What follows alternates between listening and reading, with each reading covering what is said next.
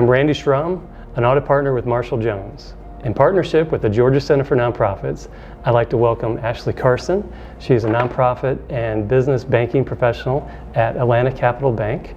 Ashley has a lot of great experience out there, and she's going to be sharing her wisdom and best practices. What we're going to do is ask a series of questions that many nonprofit members of the Georgia Center Nonprofits are already asking, especially as they're considering any new banking relationships. So the first question has to do with our topic today of our series. First one is how banks assess a nonprofit's financial health. It might be a good place to start by asking what exactly are the different types of relationships a nonprofit might have with their bank. In other words, what are some of the services you might provide to a nonprofit? So thanks so much for having me, Randy. I really appreciate it. I really appreciate the partnership we have with Marshall Jones, and I'm excited to do this for the Georgia Center for Nonprofits. When I talk about the services that banks are able to offer nonprofits, I think the easiest way to explain it is to kind of think of a tree. So when you think about the base of the tree, you really think about just the typical operating platform that any nonprofit needs to use in order to run their deposit accounts, have inflows and outflows of day-to-day cash. Operations. Exactly. Yeah. So the next part of the tree is, as you move into your nonprofit life cycle, is the lending. So you can go to a conventional bank for bridge financing against a capital campaign, a commercial mortgage, or working capital lines of credit. When you think of the branches, that's really the services and how they work together, which is a really important part of when you're picking a financial partner, how a bank and its different groups work together and provide you the services and the expertise that you need. And then really the overall umbrella of the tree, which is the most important thing in my perspective, is the relationship that you have with the bank. Definitely. So being able to have lots of people at the bank that you know, knowing when you reach out to them that they're always going to call you back, and when you have problems, you know you're going to have somebody that's going to be able to help you. But it's really basic when you just think about operating platform, treasury, deposits, lending opportunities, and then really how you're going to navigate your relationship with a banker. Perfect. Ashley, when you sit down with a nonprofit for the first time, what are some of the things you're going to be looking for? In other words, what information from a potential client would they need to provide you in order for you to understand their needs?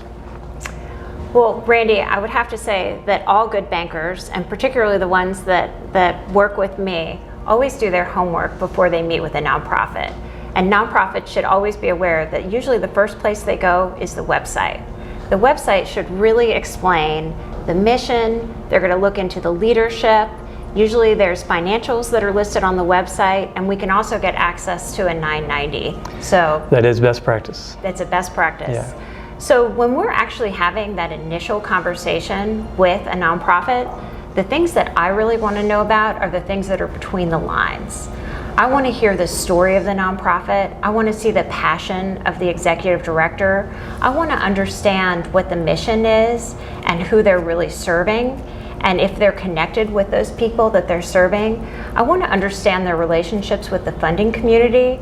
I want to understand who their board is and what the makeup of it is and how the nonprofit is governed.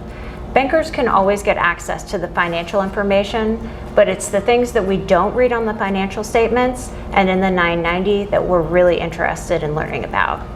Well, what would those things be? Like telling their story a little bit more? Because telling their story some more.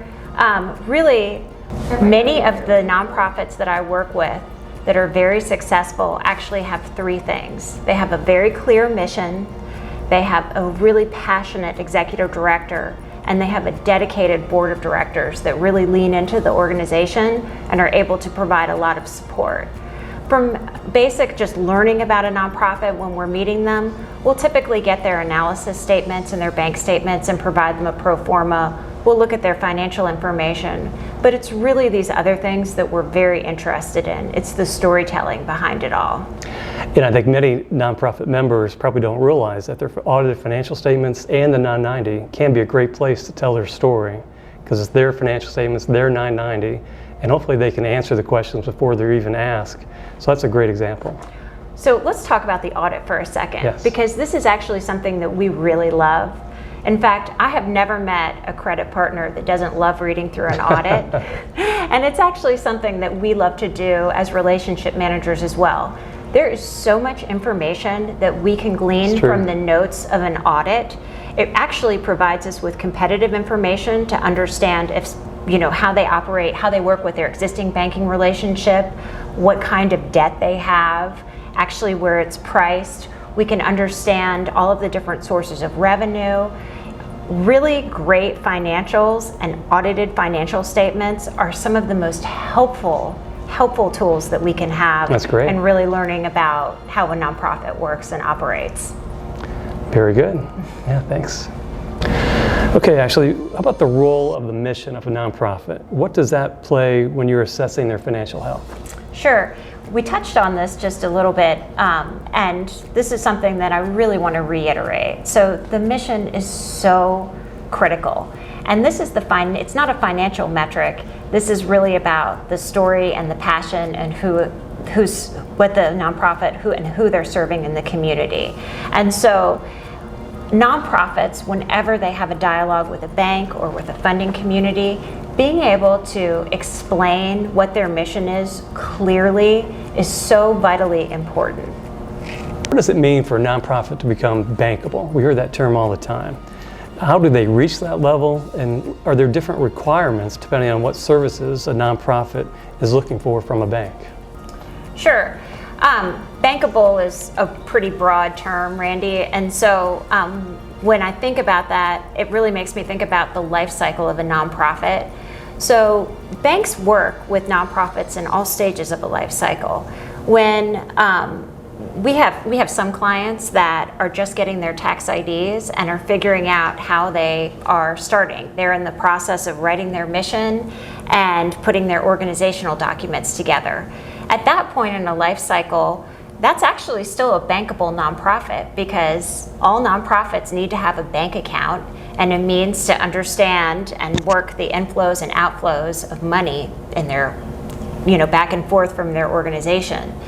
As the life cycle kind of progresses with a nonprofit, you then start to look to lending opportunities and if they need to borrow money.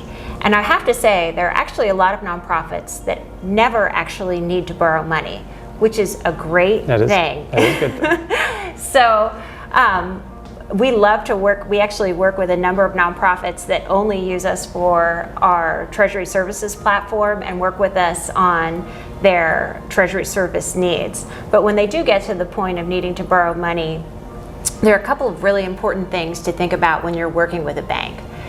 The one thing about a bank is that conventional financing typically always looks at historical cash flow and what a company or nonprofit has done in the past, because that's always a good predicator of how they're going to act in the future. So when someone is bankable per se and able to lend money, we typically are looking for an organization that can produce at least 3 years of bank statements that actually show some kind of break-even profitability at the minimum. The next thing that we really need to understand is, what's our source of repayment? So it's really important that when someone goes to a bank and says, I want to borrow money, the next question a banker is always going to ask is, how is this going to be repaid? And lots of different loans, get repaid by different things, whether it's a pledge that's receivable, whether it's a capital campaign with a variety of pledges, whether we're going to be looking at the cash flow of the organization. And some organizations have earned revenue streams, others depend solely on fundraising dollars. And so really understanding those components are super important. The last thing I would say is that we're always also looking at collateral. And so when you're thinking about engaging with a bank and really thinking about being bankable to get a loan, you think about, what's my source of repayment to the bank? How am I going to explain that? And what kind of collateral is the bank going to take? Well, collateral itself can also come in lots of different forms. So collateral could be a nonprofit wants to move into a new building, and the bank would actually look at the loan to value of the building itself. Other times we'll look at a pledge that's coming from a foundation. And perhaps it's a pledge where it's a reimbursable grant. And so the nonprofit actually has to perform services and then get reimbursed by the foundation, which leaves a cash flow gap. And we can usually accommodate that with like a working capital line of credit. Makes sense.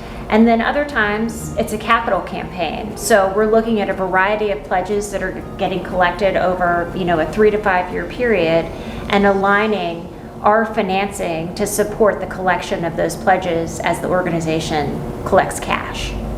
That makes sense. Thank you.